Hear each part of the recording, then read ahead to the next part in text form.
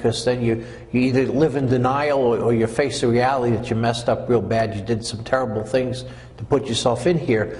And looking at it, my problems, I didn't see that I had family. You know, I had family who loved me, but for whatever reasons, I couldn't open up to them.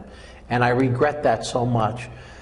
If I would have opened up to my dad, he could have perhaps, you know, steered me in a better direction or given me some good advice, helped me to get out of the environment I was in.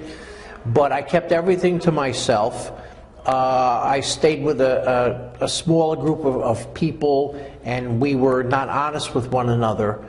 You know, I just wish I had shared more what the struggles I was going through. I think a lot of young people, I was in my early 20s, I think a lot of young people need to find that special friend or that family member where they could really share their heart with. Too many, you know, teens or adolescents, they keep things bottled up inside. They can't, or they won't talk to their parents or the teachers, counselors, people. They think maybe people won't listen. And so they try to handle their own problems. They have hurts, pains, other concerns that they need to open up more.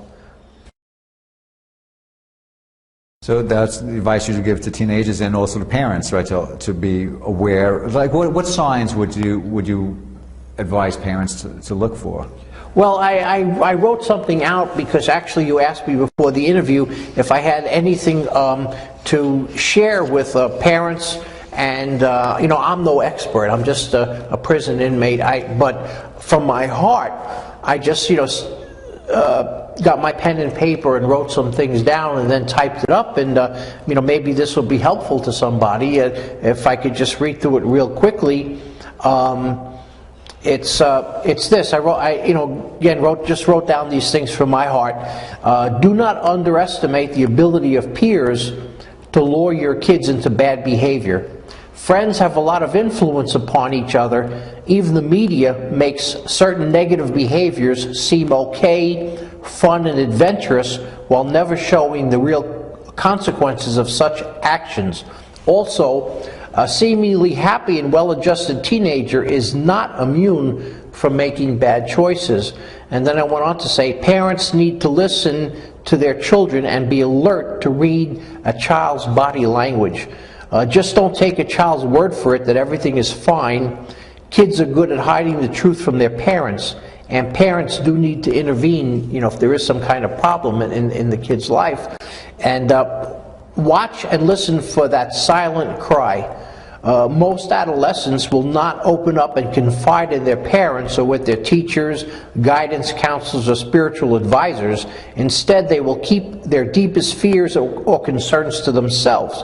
So parents have to be good at reading between the lines, and always remember that, like adults whom they model after, teenagers have learned to hide behind a smile. But a smile could be nothing more than a mask to hide pain and problems. So be very discerning, be sensible, and don't panic when problems are revealed. And also, there's no problem that doesn't have a solution. Be patient and work things out. Pray and seek God's help. And I think that that's just some of the things I thought of at the top of my head. You know, that silent cry where, you know, kids just don't share really what's going on. And sometimes the parents are so busy in this hectic world they're living in, you know, everybody's running in and out of the house. You know, the relationship is not always what it should be.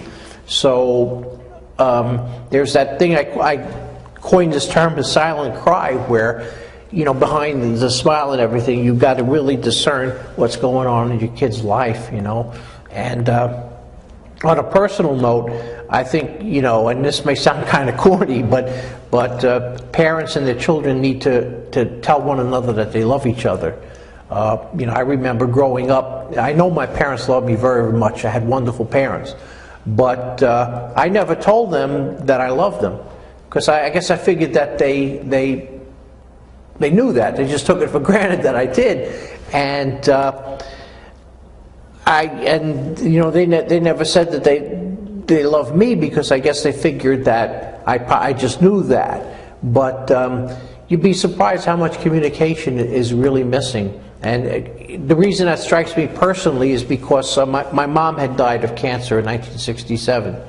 And she passed away. I was 14 years old at the time. And it was very devastating. It messed me up emotionally. It affected me for years to come. I was angry at God. I was angry at society. I began to do many self-destructive things in life.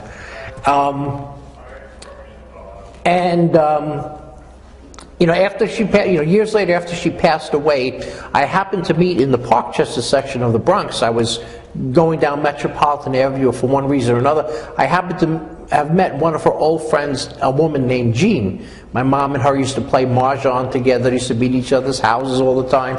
So we met, and I had just gotten out of the Army. And Jean and her husband invited me for supper one day. So I took them up on it. I went to have supper with them in Parkchester, and you know, we were talking about the old times. And of course, she loved my mom, and she said to me, you know, your mom said before she died that she didn't know if you ever loved her. And I said, really? And she said, yeah. She said, Jean, I would visit her in the hospital. She said, Jean, I don't know if my son really loves me. And then, of course, my mom passed away. Now, I didn't even know that had happened. And that always struck a chord in me, and I never forgot that. Even though I went downhill and took many bad turns and ended up in prison and things like that, that years later now, you know, I could look back and say, wow, how important that is. We take it for granted that, you know, people that we're close to, they know, or whatever, they just know certain things. They may not, you know. And I don't even know why I'm sharing that, but I think that you know, at a basic level, sometimes we're just so busy with our lives and we just assume certain things, but we really need to, parents need to really hug their kids and spend time with them, and kids need to really appreciate their parents. I know that just sounds, you know, easier said than done. But your father's turning 99. Yeah, my dad's 99, and I love him very much. And by the way, we're always expressing our love to one another. I'm always telling him how much I love him, you know, and even all these years later, every time we both talk on the phone, we start crying. It's without fail, you know. And you know, I just took a lot of things for granted as a child. My life was running so fast, and I regret keeping things bottled up inside my own heart and mind when I had family right there who would have listened to me, and I had my suicidal thoughts, my depressions, and all the things I struggled with in adolescence and later on in adulthood. And I'm thinking, man, you know, why did I hold this all in, you know? And then I ended up just going down a bad course, you know, and it was all avoidable. I could look back now and say the whole tragedy that unfolded with the Son of Sam crimes and all that, the havoc that it wrought, you know, that was all avoidable.